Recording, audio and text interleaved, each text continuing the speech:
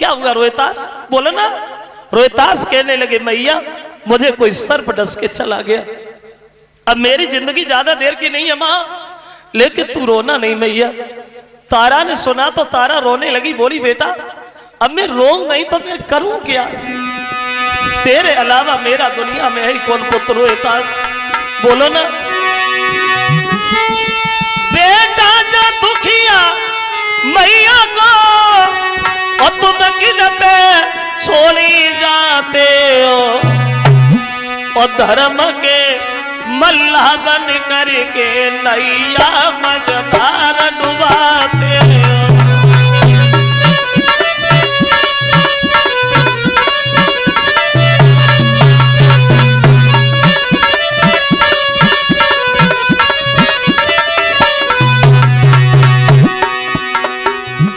नन्हे नन्हे हाथों से रोहितास अपनी माँ के आंसू पहुंचता है, बोले मैया रोना नहीं, अगर तू रोएगी तो मैं भी रोने लगूंगा। तारा रो रही है, रोहितास अपनी माँ को समझा रहे भैया ना रो ना रो, दुख सुख की कह सो जल्दी कहले, और एक बार पुछकारी गोदी में ले ले। मेरी माँ तो ये दुनिया आनी जानी है, यार रहना नहीं है कभी किसी को भूमि गिरानी है। मेरी मात धर्म को और धरियो हरदम ध्यान, सोई राम राम नहीं रोहितास ने छोड़े अपने प्राण।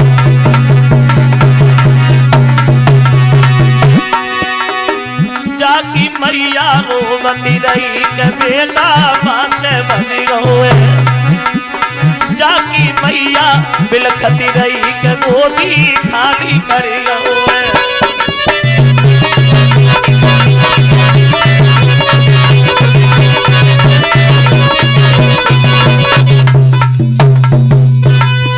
खत्म हो गया रोहितास अपनी माँ की गोदी में। जब रोहितास खत्म हो गया, पछाड़ खा के तारा गिर गई, बेटा मैं कहां जाऊं। रो रही है अपने बच्चे की लाश के पास बैठ करके वो तारा। तब वो मालिन आके तारा को समझाने लगी, बहन रोए नहीं, अब रोने के लिए पूरी जिंदगी पड़ी है, रोने के अलावा बच्चाई क्या है। तेरे बच्चे को सर्प ने डसा है, जितनी जल्दी हो जाए उतनी जल्दी अपने बच्चे का अंतिम संस्कार करो तारा। देखो उस दुखिया माँ के पास इतना पैसा नहीं था जो अपने बच्चे की लाश ढकने के लिए कफन भी खरीद लेती।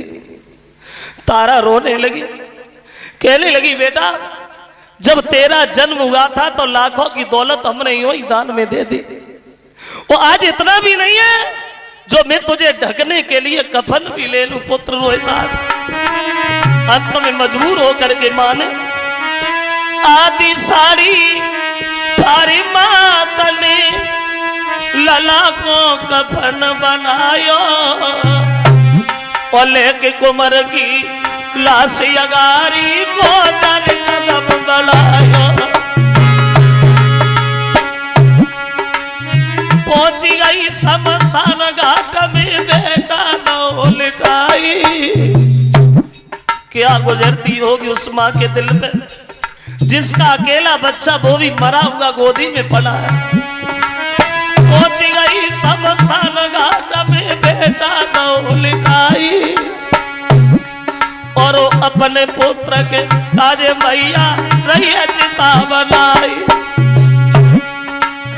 कहूँ बाज की चिता बनावे, कहूँ छाती से लेती लगाई, और हरिश्चंद्र महाराज तबई गए पास में आई।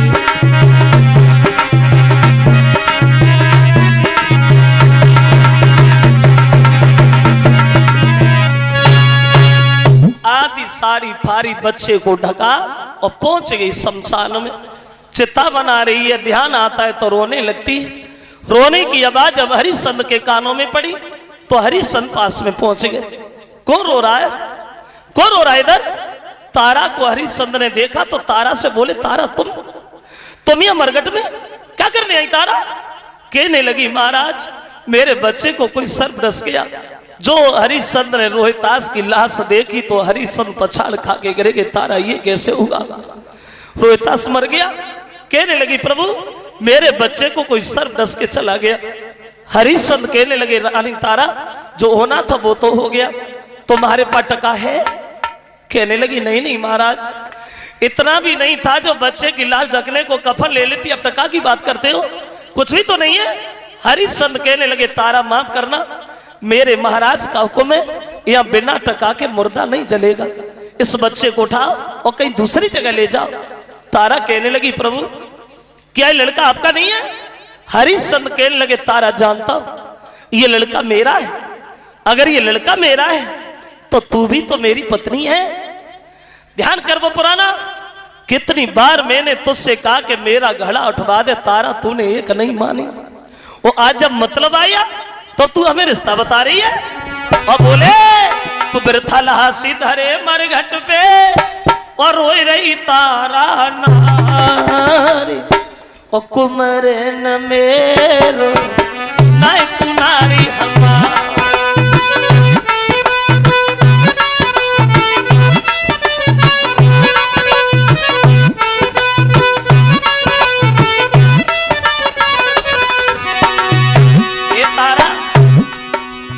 एक बात सुना, मुर्दा तबैया जले टका देव कर को है, क्यों कालू को है घाट न मेरे घर को है।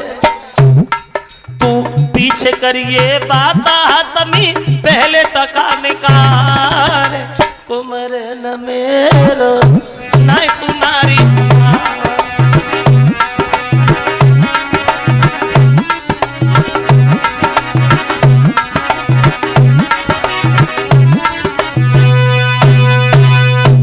टका के मुर्दा नहीं जलेगा तारा, बिना टका के मुर्दा नहीं जल पाएगा तारा। समझ गई अब ये नहीं मानेंगे तो बोली प्रभु पहले बच्चे की लाश जल जाने तो बाद में टका का भी इंतजाम हो जाएगा। देखो रोहितास की लाश जिस समय वहां रखी गई है भक्तों, तो पति और पत्नी दोनों बेहोश हो गए। होश आया तो हरिश्चंद्र वही बात फिर कहते तारा मुझे टका दो, हमें टका चाहिए।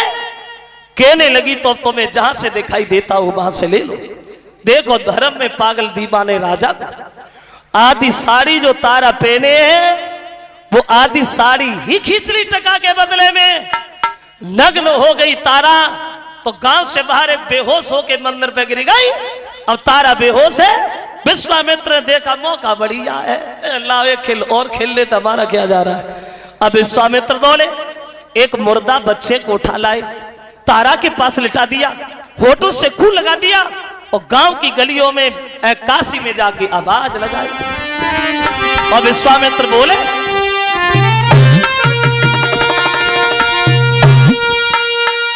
विश्वामित्र भगे फौरन और एक मुर्दा ढूंढ के लाओ और रानी के पास हर लिटा करके होटल से खून लगाओ।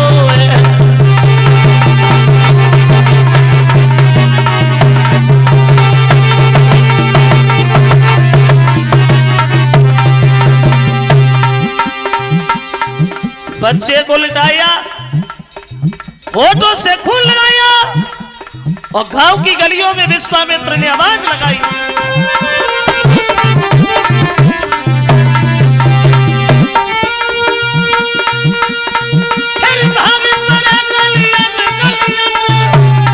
सबको ये वचन सुनाओ है। एक डाई नहीं आई गई मंदिर में ताने लला काहू को खाओ है।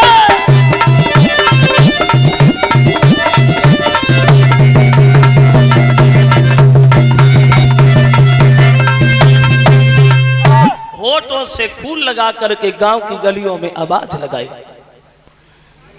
सुनो गांव के लोगों,